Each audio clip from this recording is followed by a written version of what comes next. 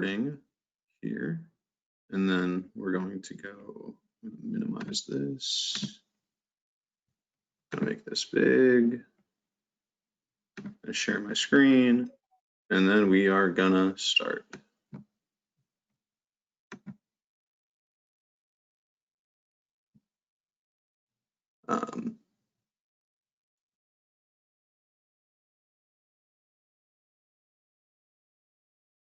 Good morning, everyone. Molly Grover with the Dubuque Area Chamber of Commerce. On behalf of our chair, Darren Herman, and our entire board of directors, thank you so much for joining us for this informative webinar on the latest COVID relief package. We know there's a lot of information to absorb. We know that you have questions, and we want to make sure that you have the information that you need so that you can access the help and support that you need. We are joined today by two experts on the COVID relief package. We have our very own Ryan Sempf, who is the Manager of Government and External Affairs. And we also have the Regional Director of the SBDC, Jay Wickham, who's also the ex officio board member for the County Board of Supervisors, joining us. You can ask questions in the chat feature if you wish. This is being recorded, so you will be able to go back and access it and get all the information that you need in one spot. Before we get started, we'd like to take this moment to thank our ultimate sponsors who help make these events possible. We appreciate their support: Medical Associates Clinic and Health Plans, Midwest One, Q Casino, and the Telegraph Herald. With that, it is my pleasure right now to turn over the start of our webinar to the one and only Mr. Jay Wickham, the Regional Director of the SBDC. Jay? Thank you, Molly. It's good to be here, and I appreciate the opportunity in the forum to be able to share our knowledge with these new programs, kind of round two of the overall CARES and Stimulus Act that was produced at the beginning of the pandemic. And so a lot of things are similar, and some things have changed, but it's my pleasure to be here and working with all the people in the Dubuque Chamber Network and other those that have signed on here. The first thing I would have to say is that, I've been dealing with government for about 25 years. That's was my career at Eagle Point and Cartograph as well. We sold into government, and then as elected official for the last 6.5 years. Kind of familiar with how government works. The initial CARES program and overall PPP program, I think, was very successful. And I think the speed, the size, and the overall impact that the PPP program had, and many of the other programs as well, was very well received by the business community, and I think was a nail right on the head. And so I think we hit the nail on the head, and we were able to get out this last spring into the summer staggering amounts of relief to the business community. Now, it's not going to help you get back to normal necessarily. It's not going to help you recuperate all of your individual losses and the drag that the pandemic has had. But I think it's one of those programs that we can at least stop and say, hey, it worked. And I remember I had 3 college kids home, and my wife was working, and so I talked loud, and so I was relegated to the garage in basically April and May. And I remember within 14 days, we went over $300 and some billion that went out in PPP. And myself and the network of SBDC people, along with NICC staff throughout our region, was able to help answer questions through our NICC SBDC helpline and get some of that relief and information to the business community. And so that's what I love, and I'm happy that we were able to be part of it. That said, we're on to a new chapter. And so the new bill was passed. Took a little longer to get agreement on the second round, but you're seeing some of the details of the next round of the Paycheck Protection Program. And so I'll try to cover the whole items, but many of you may be familiar with some of the content, but if you're not, hopefully you find that it's rewarding. But if we're going over things that might be a little redundant, I apologize, because we're not sure 100% of the audience. So the first piece that you have as far as just eligibility, there's really 2 components that we have. And so you've got first draw PPP, and then you have what they call second draw PPP for individual businesses. And so if you've received a PPP in the past year, in 2020, you will be eligible to sign up for a second PPP draw beginning tomorrow, we've been told.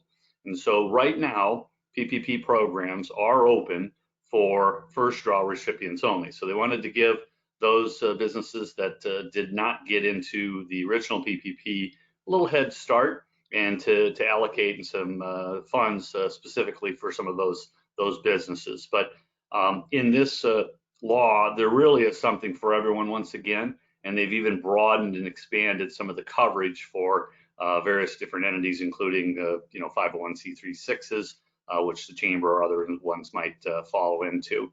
So into some of the requirements you have there, it's a big program. The whole bill is over $900 billion. The Paycheck Protection Program, as you see there, is about $325 billion. In context, that was kind of like the first draw, as I mentioned, or the first pass of PPP that came out, and then they refunded it after it went like that in about 14 days. And so I would advise clients, certainly anyone listening here, get prepared, don't delay, and try to get to your lending institution to get these processed. So probably the first big thing to understand with the PPP program, that it does go through your local lending institution, your local credit union, your local bank. Okay, and so we do have the helpline through SBDC, the SBA can answer questions, but the actual loan portal is going to go through the banks just like it did through the first round. So that's the first thing to understand. The next piece you see in there, you need to be less than 500 employees. There's 300 employees in the business side, 500 related to the 501c3s, and independent contractors, sole proprietors are also eligible. There are some good carve outs now for farmers and ranchers as well. So anyone in the ag community, they've changed kind of the formula for how you calculate your individual income as well. And so those are very helpful. But the biggest thing to understand is that the PPP program in both first and second draws are from 8 to 24 weeks. And so basically you calculate your payroll that you currently have, and you can multiply that either times 2.5 or potentially 3.5 if you're in one of these carve outs of individual food service and or venues. There's a different multiplier. And that on a 60-40, a lot of math here, but 60% on the payroll, 40% on maybe covered expenses could be fully reimbursed. And so maybe just as on the advice side, I asked the SBA director, one of the SBA individuals, well, not the individual state director, Jane Armstrong, but one of their loan officers, is that why would you take less than 24 weeks? And he couldn't really come up with a good scenario. So most of the applications that we're helping process are for the full 24 weeks. And as long as you do the proper accounting and record keeping related to your payroll and your other viable expenses, 100% of that should be reimbursed. And so if you're fortunate enough to have close or normal clientele in close or normal business operations, this can be a clear financial stability component for your business. And so I'd highly encourage you to take advantage of that and try to get into the full 24 weeks. You're seeing some of the permitted uses in there. I won't go into a lot of details, but they continue to expand it. So if you remember, the first PPP came out as like 80-20, then now it's 60-40. And so there is a lot more consideration for everyday average expenses to be included into the forgiveness component. So 60% is wages and 40% are the individual expenses related to the PPP program. And so there's the first and second draw. There is a second component. We talked about the second draw, but maybe we'll touch on that a little bit later. Maybe I'll take a breath and let others, Ryan or Molly, jump in and see if we have any other questions or directions at this point.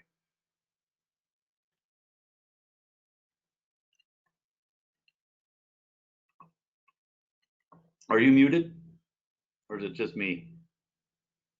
Sorry about that. I was muted. Someone said that that's the saying for 2020, and I hope that it's not the saying for 2021 too. So I'll be talking about the second draw Paycheck Protection Program, and essentially what you need to understand as business owners here is that these are both very similar programs with very similar guidelines and rules, but they're just a little bit different if you have already taken a PPP loan and are planning to come back for a second draw. And so that's what this will apply to if you have already received a loan but have come back for a second loan. So coming up, they have fixed a lot of the issues that were in the original PPP program. In particular, they have targeted smaller employers with this new draft, less than 300 employees in order to qualify. And then they have added a carve out for certain like franchises and things like that. So if you have 300 employees at a physical location, particularly for restaurants, things like that, you might be able to also receive PPP funds. You also, in order to qualify for the second round, have to have experienced a 25% decline in gross receipts during one quarter in 2020 compared to that same quarter in 2019. So you'll have to use either a financial statement or tax return, and that will be made clear on the application that you turn into your lender. But what you'll want to just keep in mind is you'll have to have experienced that decline quarter over quarter. And so, if you're maybe a business that has experienced 15% decline in, quarter two in 2020, and then over 2019, then you will not qualify for that quarter. But if you, let's say in the third quarter, you had a 30% decline in gross receipts over the third quarter in 2019, you would qualify. So that's something, again, you'll need to look back, kind of figure out where you stand on that, work with your accountant. But those are the main requirements that you're going to have when applying for the program. In addition, there's a new cap on the loan size. Originally, the loans were capped at $10 million. Congress has lessened that, so now $2 million is the cap for any business to receive for PPP. The bill also prohibits publicly traded companies, those affiliated with China or Hong Kong, from receiving loans. This is because there was some backlash about companies receiving funds early on, and so in order to address that, Congress has created these restrictions. And then loans are available even if your first PPP loan is not forgiven yet. But if you have taken a PPP loan in the past, you will need to have used all of those funds in order to take the second draw.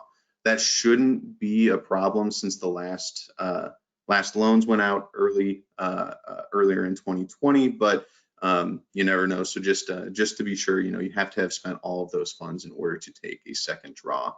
And then, as Jay mentioned, new applications are going to be available very soon. Some lenders are accepting applications, as I understand, but that's mainly community deposit financial institutions and really lenders focused on minority owned businesses and businesses that are operating in low income areas. And so the full program will, as Jay mentioned, I think go live tomorrow. That's when you'll want to have reached out to your accountant and probably your lender already, just to start that conversation and make sure that you're in line to be part of the program. And so that, Jay, I'll ask, I don't know if you have anything else you want to add. I'll just add, the other key pieces. If you're a new business, I was told yesterday that February 15th of 2020 is still the cutoff date for both first and second draws. And so if you were a new start and you started before that, as of right now, you're ineligible. But if you have been in business and were conducting business by Valentine's Day, basically, of 2020, you are eligible for these programs. And so that's kind of the first eligibility requirement. And then related to the second draw, I was told you could use 2019 and 2020 numbers. And in addition to the quarterly statements, they are taking year over year. For some reason, if there's some nuances with a couple quarters, but a year over year comparison, if that also gets you to the 25% reduction of gross receipts, that would put you in the eligibility category as well. Great. And then before we go on to this last slide with some extra programs and then hand it right over to audience questions, I'll also just mention, Jay talked about earlier, in the new PPP, they also have expanded for a few industries. They have changed some of the payouts. So if you are a restaurant or hospitality industry business, that is classified under NAICS code 72. And that's a code that the IRS uses to classify businesses. And so if you fall under that code, you are eligible for 350% of average monthly gross receipts rather than the 250% of average monthly gross, not receipts, monthly payroll. And that, again, is because Congress recognized that the hospitality and restaurant industry was one of the hardest hurt. And so in order to kind of help them weather the storm, they have given them extra incentives in order to help them through these hard times. They also, go ahead. Well, I say that's just good. I'll jump in there. I had a few clients in the first round that passed on PPP, and they did it for a couple reasons. One, if they were in that industry that either shut down or potentially their overall clientele had been significantly reduced, their staff related to their unemployment and related to the $600 federal increase in the unemployment actually allowed for maybe a better working environment and potentially even a higher income. And so instead of having people just come in and not really do anything or work and stay on the PPP, many business owners elected to allow those employees to go on unemployment and did not go through the Paycheck Protection Program. Those have changed now, and so for most part, we're not in the same issues that we were in April and May related to shutdowns.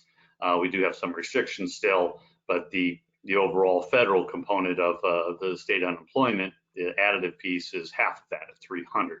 And so the math is a little easier to absorb, and most likely with business being closer to normal, it probably makes more sense for business owners this time, if you did pass on PPP the first time, to take a really good look at it, because it probably would be a benefit to your business and to your employees.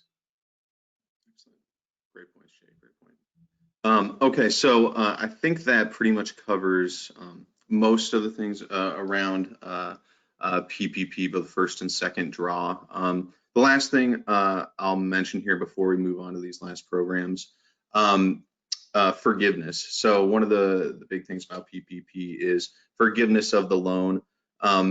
So one thing that's important to remember is any loan under $150,000 is federally mandated to have a forgiveness application form that's 1 page long. So a very simple form to fill out. And what it will end up being is probably something along the lines of, you need to attest that you have followed the guidelines of the loan. So that includes the 60% of the loan proceeds going towards qualified wages, and a few other provisions, and just the qualified expenses that you can pay those towards. And we can go over those later if anyone in the audience wants us to.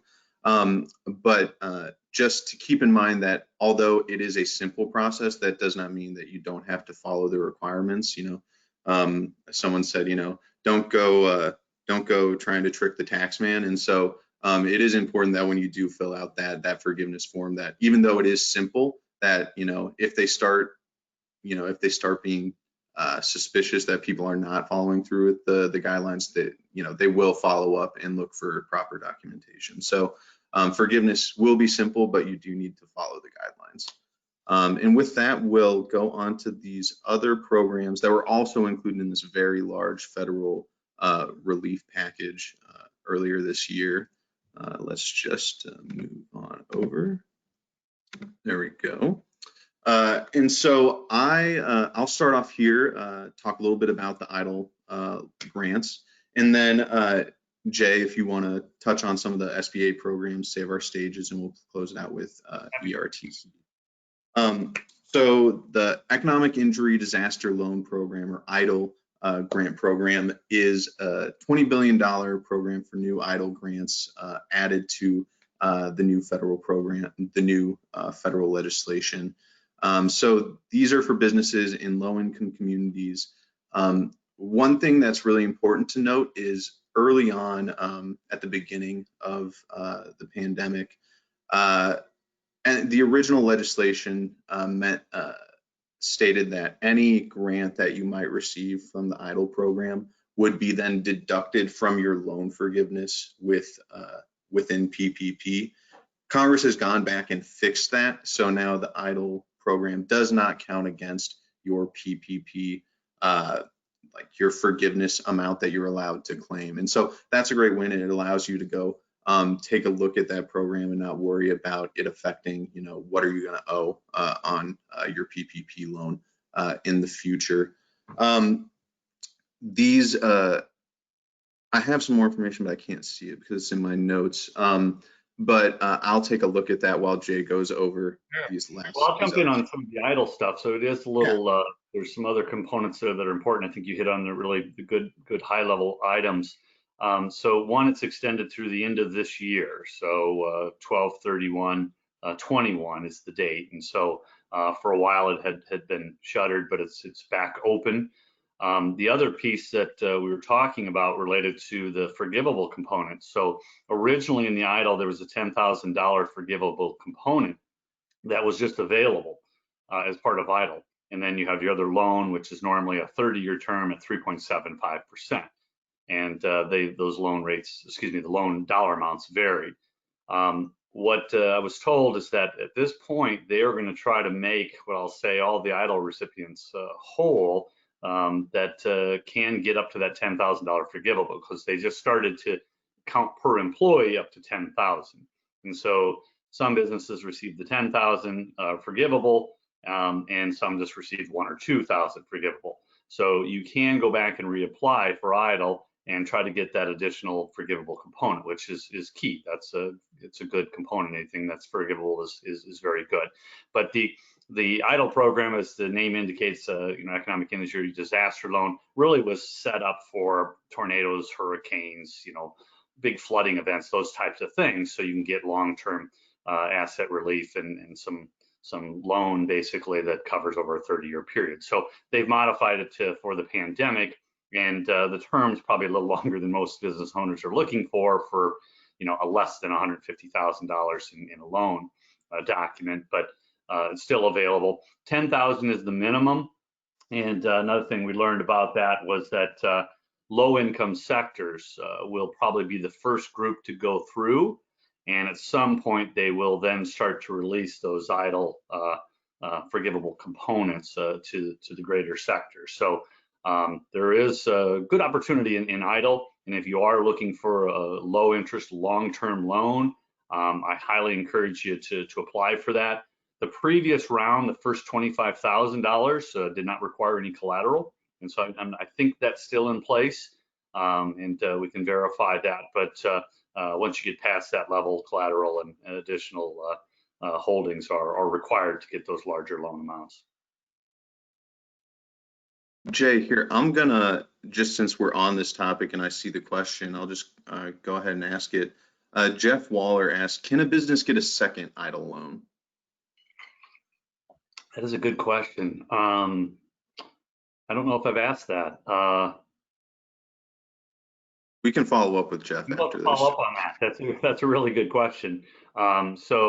I would we'll definitely can apply, and soon. That's the other thing that we should specify. The EIDL loans are directly through the SBA, so you go right to their web portal and do the individual application. And so I would encourage those. It's pretty easy as far as to shoot out that application. Some of the paperwork and other follow-ups and loan documents get a little more lengthy, but I'd encourage you to shoot out and apply. But we'll get that question off to SBA and see what they answer. Perfect. Great. So moving on here from the EIDL program, Jay, do you want to talk a little bit just about the traditional SBA loans? Sure, yeah. So the SBA is lightening up a lot of their components, which are really good for the most common loans that they have, as far as the express loans, the 7A loans, the 504C loans. Got a lot of different things I'm throwing out there. So maybe the best thing to understand is many of the fees associated to those loans have been waived, and many of the requirements and or restrictions related to, bank participation have also been eased. So if you're ever thinking of getting an SBA loan, there's no better time than now. So specifically the 7A loan, if many people are familiar with that type of loan, that once again goes through your financial institution and then is backed by the US government, the Treasury through the SBA. Right now they are matching 90%, or they're covering 90% of that loan. So typically it might be 75-25, where your local lending institution's on the hook for 25%. Now they're only on the hook for 10%. So that makes it a much more of a, I guess, easy commitment for the banks to engage in those SBA loans. Then the second thing they've done is they've waived all the borrowing fees and lending costs. I shouldn't say the lending costs. I know the borrowing fees, at least for the borrower, for 7A and the 504 programs. And so the 504 program here in Dubuque is run by ECIA. Matt Speck heads up that program with ECI Business Growth, and their fees have been waived to the borrower. So those are another good thing. The other thing I was told is that the underwriting and some of the decision making will be more generous for the local entities, and that would be an ECIA and the ECI Business Growth Board to make those determinations, where in the past they were shooting them to Sacramento and some of the other SBA offices. So those decisions are going to be made a little bit easier. So hopefully the loan process can circulate a little quicker. Good news is they're trying to loosen some of the federal restrictions and lighten the costs for people borrowing on the 7A, 504, and a variety of the other programs, including some of the microloan programs as well. Great, thanks, Jay. I'll touch here on the employee retention tax credit. So this is a program that I think a lot of businesses should take a moment to look at with their accountant, with their tax preparers. So the Congress has created this program which provides a 70% refundable credit on up to $10,000 in qualified wages for employees. And so what the tax credit ends up doing is it's a refundable tax credit against your payroll taxes. So what you can do is for the first and second quarter, that is what they have laid out, first and second quarter of 2021. You can apply, this is where you would want to talk to your tax preparer, figure out what information you need to get to them. But you can apply every quarter, so you don't have to wait until tax time, for up to $7,000 in refundable credits for wages paid to employees during this time. So they have to be qualified wages. So there are some stipulations about, are the employees, doing work right now? Are they furloughed? The threshold for those requirements is about 100 employees. But in addition to that 70% credit looking forward, first and second quarter of this year, you also can look back to 2020, and if you did not have a PPP loan paying wages to these employees, you can now look back to previous quarters and claim this credit retrograde as well. So again, another opportunity to look back, work with your tax preparer, and possibly come out with a pretty hefty refundable tax credit at the end of the year. Again, it can be worth up to $7,000 per employee if you've paid them up to $10,000 in qualified wages in that quarter. And so again, really encourage you to work with folks there. And I think this is a big win that could really help a lot of businesses. In the past, this was 50% credit and you could not claim it with PPP. Now, like I said, you can look back or look forward as long as you don't use it for the same wages that you paid for with PPP. So a really good program that, again, I would encourage people to look into. And Jay, now we have our last one here, Save Our Stages. And before I have you chat on this real quick, I'll just mention that this is something that the Chamber was very supportive of during the bill drafting process. We worked very hard with Senator Ernst's office, who was very engaged in the process. And so want to thank her office for the work that they did to help get this across the finish line. But Jay, if you want to take it away, talk about what this will do. Yeah, certainly very, very needed program because, you know, the hardest hit, that a lot of businesses were hit pretty hard, but obviously the very hardest was the movie theater, live theaters, any, you know, live venue performance, you know, just gathering of groups. And so, and it's really just a vital part of our community as well, how we share culture and information. So it's a $15 billion program. And the other thing to understand now, it's not launched yet. So as of yesterday, in our call with the SBA in the state of Iowa, they stated it hasn't been launched yet, but hold tight. They're going to get some of the guidelines, regulations. But it's over 15 billion that would be available. It's a pretty big number. And so if you are independent venue, movie theaters, any type of live theater, potentially, if you have a large enough and or enough revenue stream that was from your, I'm going to say, you know, entertainment venue that might be considered a restaurant or bar, you may be eligible. And so we'll take a look at that. The award is going to be $9,000 is the maximum award per month. Okay. And so that's the information to go. And you can't do, as the note says there, you have to pick one of those. So you can't do both the live venue and or PPP. So you have to kind of pick one of the Save Our Stages or PPP. You can't do both. But it is a forgivable component as well, and highly encourage anyone in that sector to apply. But as of right now, it is not open for that application process. We're still waiting on some of the guidance and some of the application documents to flow. Great. And I'll just add a note there as well, just because we've had questions from restaurant bar owners that, you know, have been hit very hard, but are also, you know, live performance venues where they'll have bands or performers come in. And what we have heard so far from talking to kind of our contacts out in DC is that it is possible for those venues to be eligible, certainly, but what we've been told is basically like the beer sales or the liquor, like the food, that would need to be almost incidental to the operation, like compared to ticket sales and things like that. So like if you're in that situation, certainly I wouldn't say, you know, just don't look at it, but be aware that, you know, PPP also is out there and might be a good avenue. So not to dissuade any restaurants from looking at that, but it could be difficult to receive the grant there. But Jay has a good. Yeah, any bar and restaurants are going to have more employees than they probably are going to have, you know, income related to their venues that they do. I know it's an important part of maybe their operations, but related to the overall costs and reimbursements for those costs, definitely PPP will most likely be a lion's share. Exactly. Perfect. So with that is the entirety of our presentation on all the programs here.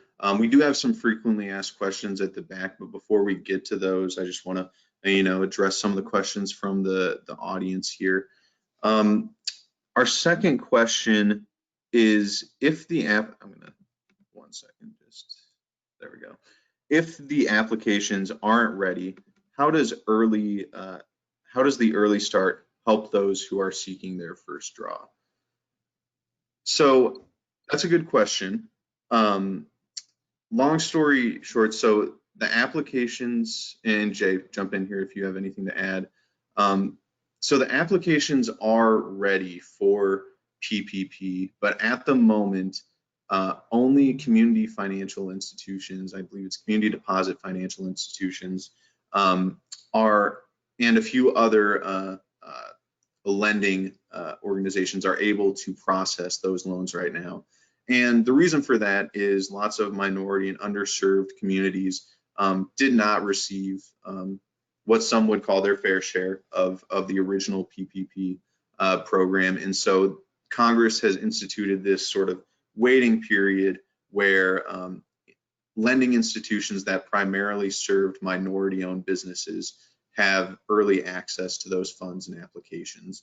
And so basically you could go apply for a PPP loan from a community deposit financial institution, or you can wait. I believe it'll be later this week, if not probably early next week, that the application and the full program will be open. But in short, I think that answers your question. Jay, I don't know if you have anything to add there.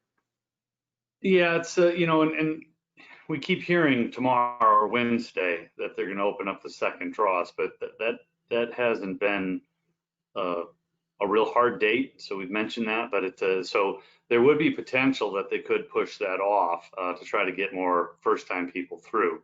And so it's as you see in this document, we haven't received hard SBA documents and guidance on this. And so right now what we're receiving from the SBA, and many of the banks are still, is just verbal interpretation of the law, which is good, and they're moving forward. And then they'll create the additional documents and applications and various guidance for the banks and people like us on the service side to actually get those hard answers. So there is carve outs for various sectors of businesses in the millions and the billions that they have to use those funds in those allocated targets related to number of employees, related to overall income sectors, those types of things. So even if second draw is open tomorrow, those funds for first round people aren't going to be just depleted automatically. There will be some individual carve outs for employees under 10 and things like that. So our next question, does a business applying for its first PPP loan have to meet the 25% drop in gross sales requirement? So first I'll say it's not gross sales, it is gross receipts. So I guess similar, but not exactly the same. Does business need to meet that for its first PPP though? Correct me if I'm wrong, Jay, but I don't believe that there is the drop year over year requirement for the first draw PPP. That is for the second, but I don't believe that's present for the first. Yeah, I had that question just this morning when it came on, so I put it on our thread here, and a couple of responses. The way I read it, the original PPP stands, except for the revisions made. There's no wording for the first draw loans need to be 25% reductions. That's the way I read it too. So I don't believe the first round have to have that 25% reduction. So that would be kind of unfair for those that received PPP in 2020 that didn't have to face that. And so at this point, I'll be stating that they do not have to show that 25% reduction, but hang on for additional guidance. And keep in mind, it's going to go through your bank, and they'll be getting firm answers because they're the ones that write the check, so to speak, and sign the documents with you.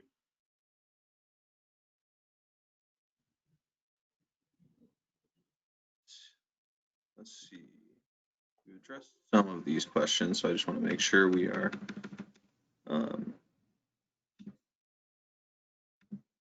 So Jeff again just asked about the first and second draw PPP and asking if we've heard anything yet. I think we've kind of covered that. I think it'll be soon. We just don't know the exact date there. Second idle loan, got that. Can you go more detail?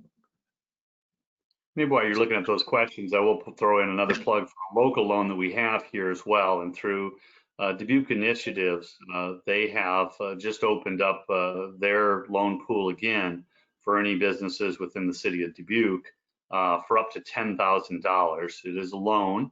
It's a 3-year term at 1%, with the first 6 months not having any principal or interest payments. And so if you are looking for additional area of some liquidity and some individual loan, that is through Dubuque Initiatives, and that is administered through ECIA. And you certainly can call the NICC helpline, and you'll get myself or somebody else to answer your questions. But ECIA is administering that through Dubuque Initiatives, and it's a couple $1 million loan pool.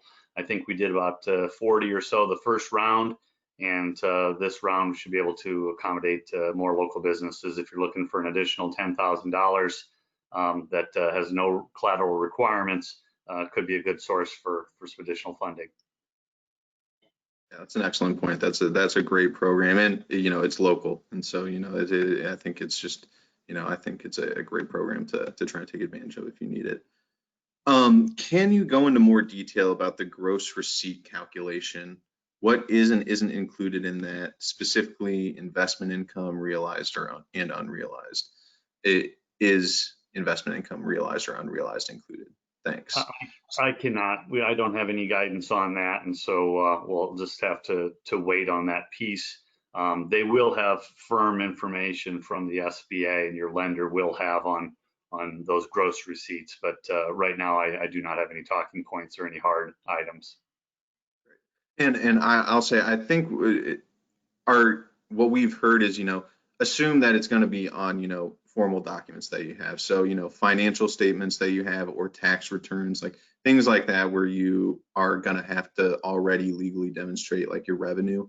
Those are likely documents that they'll use to confirm, what your gross receipts are.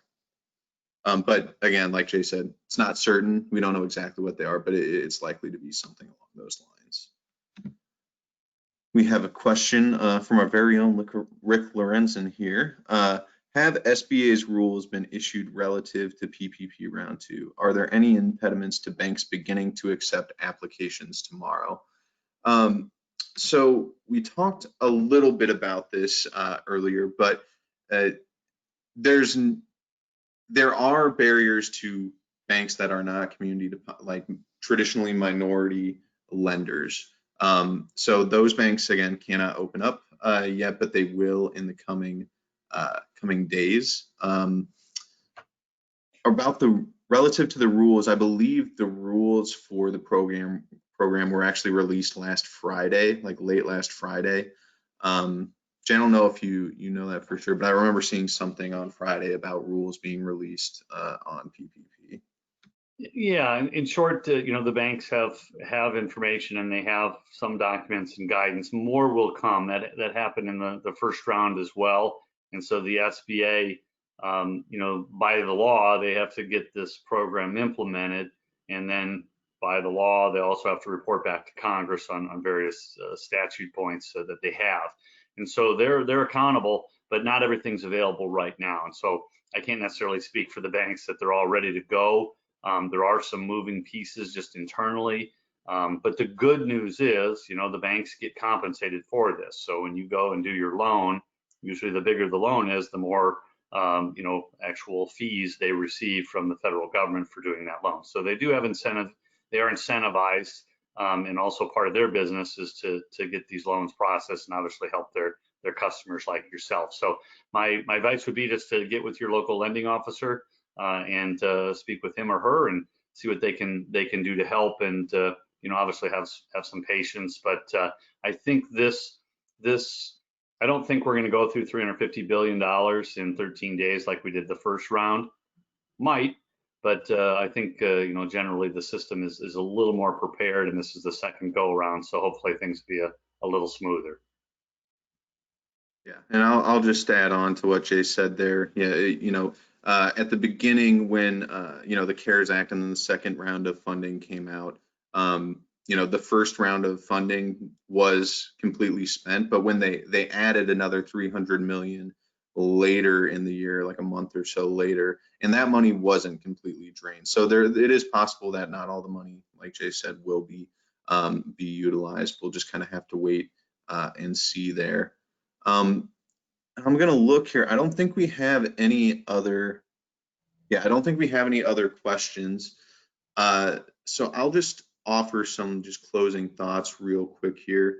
I think if you're a business owner that's listening right now, the biggest takeaway I think you should take from this is, if you think you might want a PPP loan, you think you might want to pursue an EIDL grant or the employee retention tax credit, you need to reach out to your tax preparer and probably your lender today. You'll want to have those conversations, have your documents ready, and work with them to make sure that you're prepared and know what you're going to be signing on to if you do pursue that loan.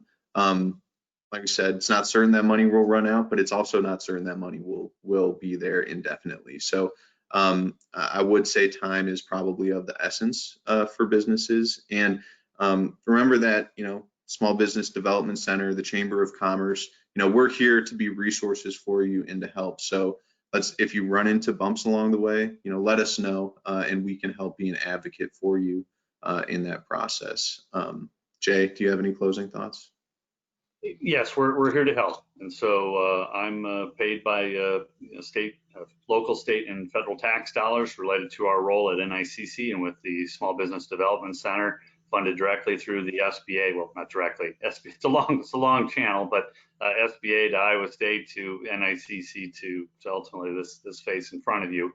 And so we're here to serve. And then on the NICC helpline, we've got another probably 6 to 10 individual counselors that can help. And so far we haven't been overrun. And as Ryan mentioned, certainly always have great resources with the chamber as well to help referrals. So there is a community group that gathers related to economic developments, related to chambers, related to Main Street, ECIA, NICC, City of Dubuque, a variety of the other outstanding local city people as well in Dyersville, Cascade. We're here to help you, and if you have any questions, don't hesitate to lean on us. That's what we're here for. Molly, any closing thoughts? I just want to take this opportunity to thank both Jay and Ryan for their information today. Certainly very helpful. This webinar will be posted on our website. You can access it at any time.